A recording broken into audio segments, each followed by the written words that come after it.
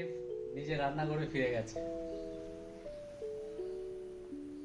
প্রণবের already সেলাই কেটে দিয়েছে, তা যাই হোক সে তার স্বভাবে ফিরে গেছে। তার মানে হলো প্রণবের বক্তব্য হলো অনেক দিন ও রান্নাঘর থেকে আলাদা, ওকে রান্নাঘরে ঢুকতে দেওয়া হয়নি কারণ শরীর ভালো ছিল না বলে। কিন্তু সেলাই কাটার পরে ও বললো যে না, আমার রিফ্রেশমেন্ট মানেই হলো রান্নাঘর। মানে আমরা যেমন গান শুনে শপিং করে মন ভালো করি, ও রান্না করে করে। তা বললো যে আমি একটা সুন্দর জিনিস খাওয়াচ্ছি, বর্ষা বর্ষা ওয়েদার, মাছ মাংস তো প্রায়ই খাই, তাহলে খাও। চলো শুরু করো। আস্তে আস্তে দেখলাম সবজিগুলো কাটলো, আমাকে হাত দিতেও দেয়নি। তারপরে কিছুটা পেঁয়াজ বেরেস্তা করে নিল, শুকনো লঙ্কা ভাজলো। তারপরে দেখলাম কুমড়োগুলো সুন্দর করে স্লাইস করে কেটে সেটাকে ভাজলো। তারপর শুরু হলো আসল তড়কা। একদম সব কটাকে দিয়ে দুর্দান্ত একটা ভর্তা করলো। ও রসুনও কিন্তু এখানে ছিল, আর ধনেপাতা। তারপর সব কটাকে মাখিয়ে শুকনো লঙ্কার জাল দিয়ে উফ, যা দারুণ হয়েছিল না, মানে কি বলবো।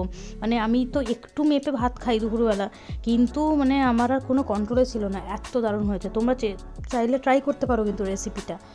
আর আমার এই ব্লগগুলো কেমন লাগে অবশ্যই কমেন্টে জানিও, তাহলে আমি আরও নতুন নতুন ব্লগ করার আরও বেশি উৎসাহ পাবো। আর প্রণব বলেছে এবার নাকি ও প্রায় দিনেই নাকি এরকম নতুন নতুন কিছু কিছু করে খাওয়াবে, ওর মাথায় সব রেসিপি চলে এসেছে।